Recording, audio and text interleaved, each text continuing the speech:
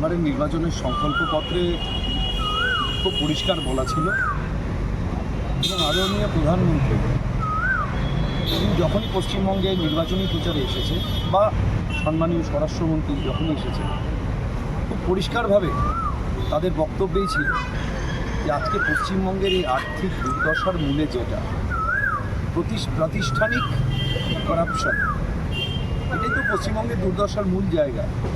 এবং সেই জায়গা থেকে ভারতীয় জনতা পার্টি সমস্ত রাজ্যের মতো পশ্চিমবঙ্গেও জিরো টলারেন্সের নীতিতেই চলবে, এটা আমাদের সংকল্পপত্রের ঘোষণা। তো সেখান থেকে তো আমরা কখনোই ডেভিয়েট করব না। আমরা যে কথা দিয়ে মানুষের আশীর্বাদ নিয়ে পশ্চিমবঙ্গ পরিচালনার দায়িত্ব পেয়েছি, সেই কথা আমরা, সেই প্রতিশ্রুতি আমরা রাখব এবং প্রতিটা ক্ষেত্রে সেটা নিয়োগ হোক বা আপনি যে টোলের কথা বললেন অর্থাৎ ট্রান্সপোর্ট রিলেটেড হোক, যে কোনো জায়গায় প্রতিষ্ঠানের মাধ্যমে যে দুর্নীতি তৃণমূলের সময় রন্ধ্রে রন্ধ্রে খুনের মতো ধরে গেছিল, সেটাকে আমরা একদম রুট থেকে এলিমিনেট করব। বেআইনি নির্মাণ ভেঙে ফেলার নির্দেশ দিয়েছেন তিনি। এগুলো যে ডিপার্টমেন্টের বিষয় তারা ভালো বলতে পারবে, কিন্তু সামগ্রিকভাবে এই যে বেআইনি যে নির্মাণ, বেআইনি নির্মাণ কীভাবে হয়েছে? পুরসভা রয়েছে, কর্পোরেশন রয়েছে, সরকারি যে বডিগুলো যারা প্ল্যান স্যাংশন করার এবং সেই প্ল্যান অনুযায়ী কাজ হচ্ছে কিনা দেখার অথরিটি, তারা কেন চোখ বন্ধ করে রয়েছে? নিশ্চয়ই সেখানে টেবিলের তলার লেনদেন ভালো মাত্রায় ছিল। তাই বিজেপি এই টেবিলের তলার লেনদেনকে কখনোই মানুষের স্বার্থের বিরুদ্ধে গিয়ে অ্যালাউ করবে না। বেআইনি নির্মাণের আগেও আমরা দেখেছি তৃণমূলের সময়, তৃণমূলের জমানায় কলকাতা হাইকোর্টকে বারে বারে বিভিন্ন মামলায় রায় দিতে হয়েছে। কেএমডি এর আন্ডারে, কলকাতা কেএমসির আন্ডারে এবং বিভিন্ন পুরসভার আন্ডারে যে বেআইনি নির্মাণ, সেগুলোকে ভাঙার। আপনি জানেন দমদম লোকসভায় কামারহাটির যে জয়ন্ত সিংয়ের সেই bungalow, complete illegal construction, Kolkata হাইকোর্টের নির্দেশ থাকা সত্ত্বেও দিনের পর দিন সেই স্ট্রাকচারকে ডেমোলিশ করা হয়নি। এত উদ্ধত্তের জায়গায় পৌঁছেছিল তৃণমূলের প্রশাসন, তৃণমূলের নেতারা, তারা হাইকোর্টের আদেশকেও মান্যতা দেওয়ার প্রয়োজন মনে করছিলেন। তার উত্তর তারা নির্বাচনে পেয়েছেন। দাদা, এই যে পৌর দুর্নীতির ক্ষেত্রে বলা হচ্ছে যে তদন্ত শুরু করা হবে। তদন্ত শুরু করা হবে কি বলছে? তদন্তে একজন রাঘব বোয়াল তো অ্যারেস্টই হয়ে গেল।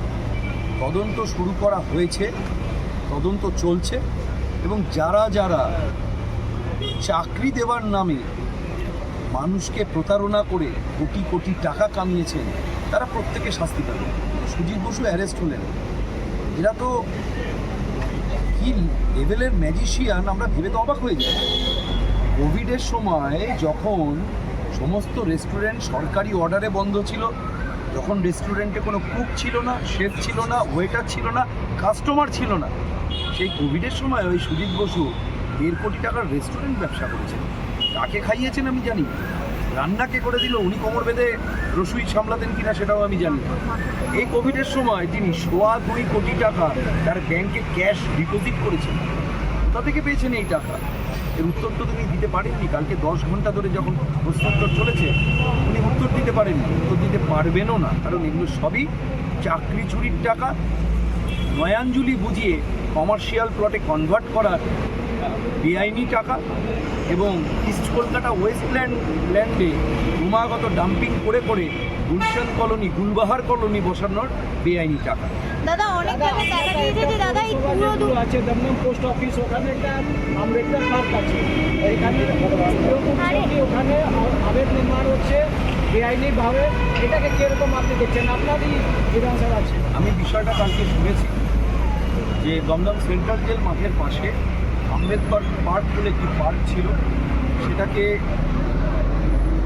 দমদম পৌরসভা, তৃণমূল পরিচালিত দমদম পৌরসভা সেই পার্কের যে মূর্তি এবং যে বসার যে জায়গা ছিল সেগুলোকে ডেমোলিশ করেছে। আমি খোঁজ নিয়েছি, কালকে জানতে পেরেই পুরসভার বক্তব্য হলো তারা একটা আধুনিক মানের ওখানে স্টেডিয়াম তৈরি করার নাকি পরিকল্পনা নিয়েছে। আমি বলেছি ইমিডিয়েটলি এই প্রজেক্টের কি প্রপোজাল রয়েছে এবং সেই প্রপোজাল আদৌ ভায়াবেল, নাকি স্টেডিয়াম বানাবার নামে আবার কমার্শিয়াল কিছু শপ তৈরি করে সেখান থেকেও তোলাবাজি করার টাকা হওয়ার পরিকল্পনা ছিল, সেটা আমি খুব তাড়াতাড়ি দমদম পুরসভার আধিকারিকদের কাছ থেকে খুব কমপ্লিট ডিটেলস চেয়ে পাঠিয়েছি। আশা করছি যদি প্রজেক্ট প্রপোজাল ঠিকঠাক হয় এবং সেটা সত্যি দমদমের মানুষকে একটা স্টেডিয়াম উপহার দেওয়ার মতো পরিস্থিতির হয়, তাহলে নিশ্চয়ই আমরা সেটাকে সেই অ্যাঙ্গেল থেকে চিন্তাভাবনা করে এবং অবশ্যই ভারত মাতার গৌরবের সন্তান বি.আর. আম্বেদকর মহাশয় যে মূর্তি সেখানে ছিল, স্টেডিয়াম থাকলেও মূর্তি থাকতেই পারে, স্টেডিয়ামে মূর্তি বসানো যাবে না এরকম তো কোনো কথা নেই। সেই মূর্তির পুনঃপ্রতিষ্ঠা কীভাবে করা যায় সেটা আমরা এনশিওর করব। পুরনো দুর্নীতিতে সুজিত বসুকে গ্রেপ্তার হয়েছে, সুজিত বসু ইতিমধ্যে ইডির হাতে গ্রেপ্তার হয়েছে পুরো নিয়োগ দুর্নীতি মামলায়। এই যে আপনারা বারবার অভিযোগ করেছেন যে এই ধরনের দুর্নীতি সিন্ডিকেট রাজ তৃণমূল আমলে প্রচুর হয়েছে, এই যে সুজিত বসুর পরেও কি আপনাদের তালিকায় আরও কোনো নাম মানে রয়েছে? শুধু কি সুজিত বসু একাই? আমরা তো বারবার বলছি এটা হচ্ছে টিপ অফ দ্য আইসবার্গ, হিমশৈলের চূড়া মাত্র।